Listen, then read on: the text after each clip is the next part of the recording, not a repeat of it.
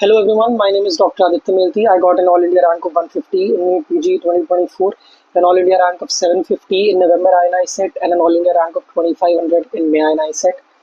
So I wanted to make this video about how I failed to concise my notes.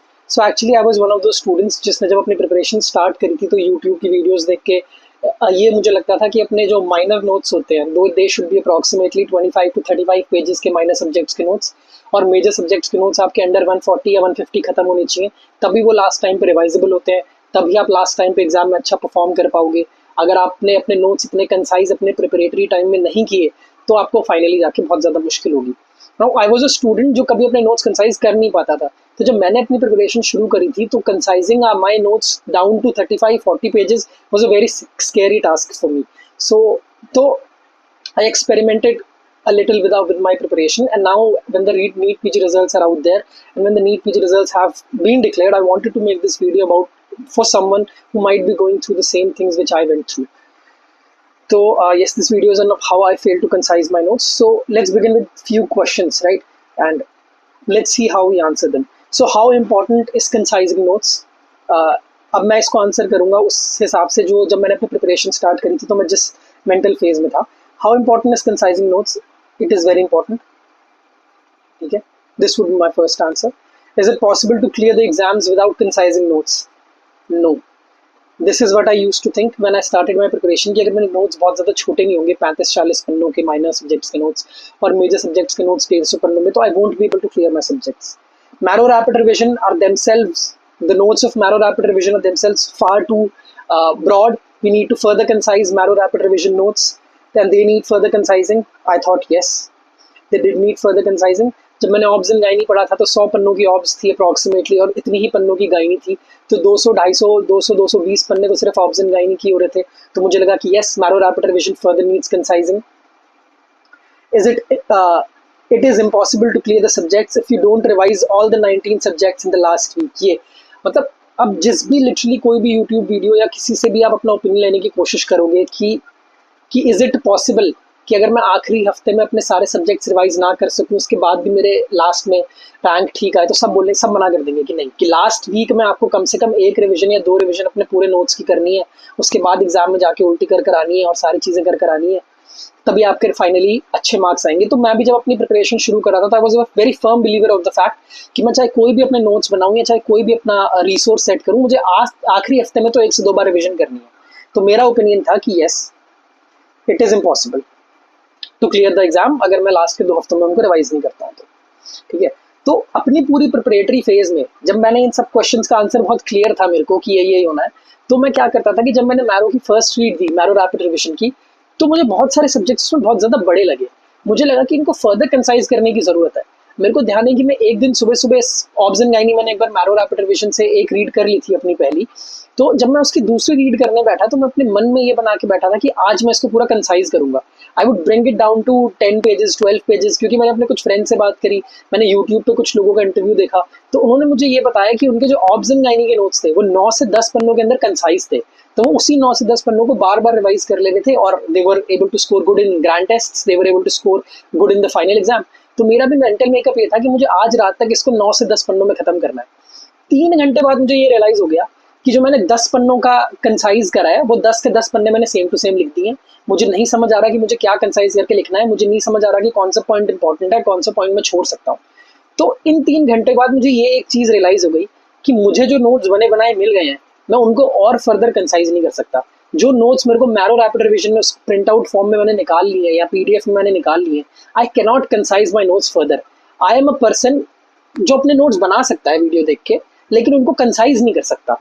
मैं इस चीज़ को differentiate नहीं कर पा रहा था कि कौन सी चीज़ इंपॉर्टेंट है और कौन सी चीज़ इंपॉर्टेंट नहीं है।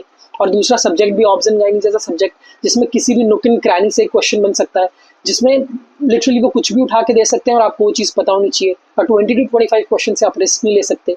तो मुझे ये समझ नहीं आ रहा था कि which point I have to concise, which point I have to write, which point I do not have to right.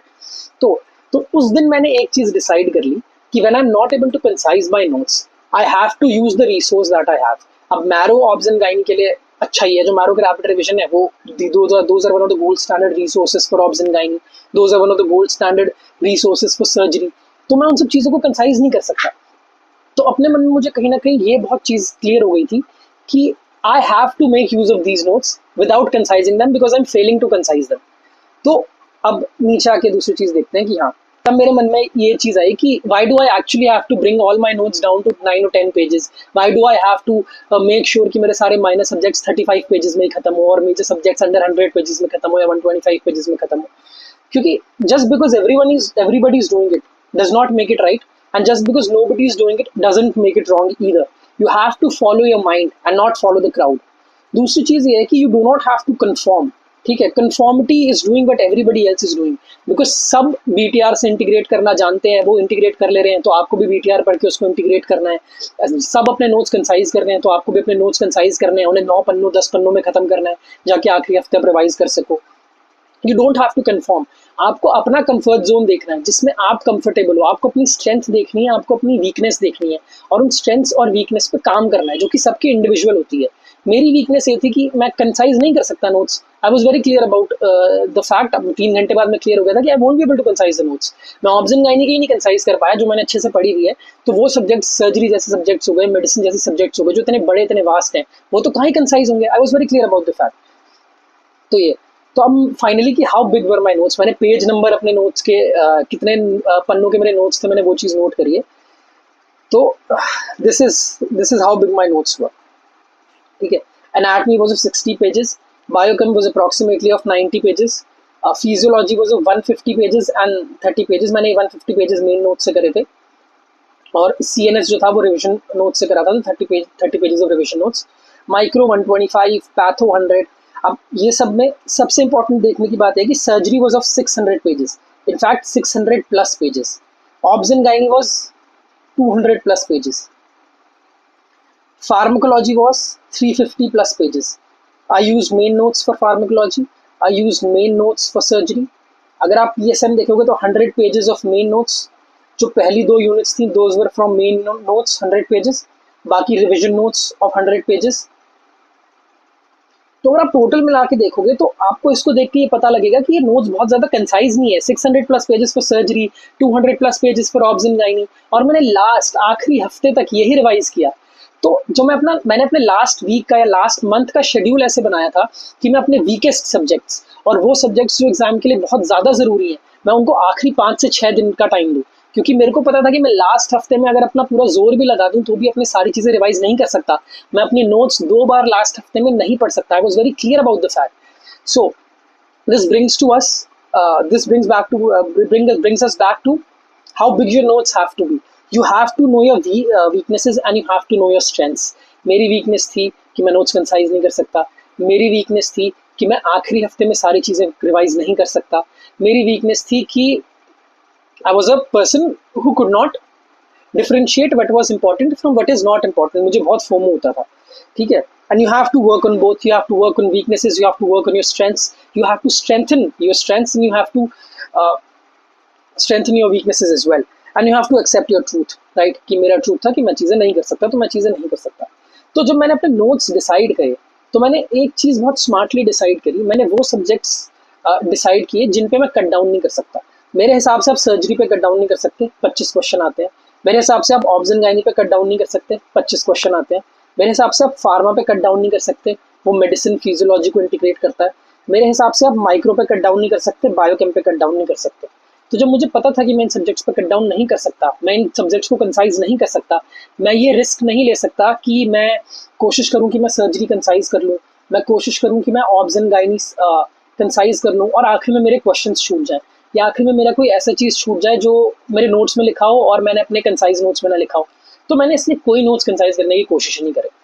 जो ये नोट्स जो आप देख रहे हो, जो एनेस्थीसिया 35 पेजेस की है, पीडिया 35 पेजेस की है, साइकियाट्री 35 पेजेस की है, ये मैरो आरआर में भी इतने ही पेजेस की है। तो मेरे को जो मैरो आरआर के नोट्स मिले, मैंने ब्लाइंडली उनको फॉलो किया, मैंने उन्हीं की मल्टीपल रिविजन दी और मैंने ट्राई किया कि मैं ये सारे नोट्स किसी ना किसी तरीके से कम टाइम में कर सकूँ। फॉर एग्जाम्पल अगर मैं बताऊँ तो सिर्फ सर्जरी को रिवाइज करने में, even 5 to 6 days before my main exam, सिर्फ सर्जरी को रिवाइज करने में ही मेरे को 5 दिन लगते थे, 5 days, if I wanted to revise surgery properly. I took approximately 3 days for revising obs and gynae. Even during the last month of my preparation, I took approximately 3 days to revise pharmacology. और last में मैं micro एक दिन में खत्म कर लेता था और बायोकेम एक दिन में खत्म कर लेता था, लेकिन yes this was also one full day. उससे वन फुल डे मतलब one full day of 12 to 14 hour stretch during the last month. तो मुझे किसी भी टाइम में किसी भी हालत में इतना टाइम तो लगता ही था. सो ये सब मैं इसलिए कर पाया क्योंकि I use to know my weaknesses, I use to know my strength. मुझे यूट्यूब पे और मुझे मेरे फ्रेंड्स जितने भी रिसोर्सेज मैंने देखे एजुकेशन के लिए, वो सब ये बोलते थे कि अपने नोट्स कंसाइज करो, अपने नोट्स कंसाइज करो, नोट्स को इतना छोटा रखो कि आप आखिरी हफ्ते 2 बार रिवाइज कर सको. भाई मैंने हाथ खड़े कर दिए थे कि मुझसे नहीं हो रहा तो मुझसे नहीं हो रहा. अब मैं नहीं कर सकता तो मैं नहीं कर सकता. That is as clear as water कि what I will be able to do, what I will not be able to do.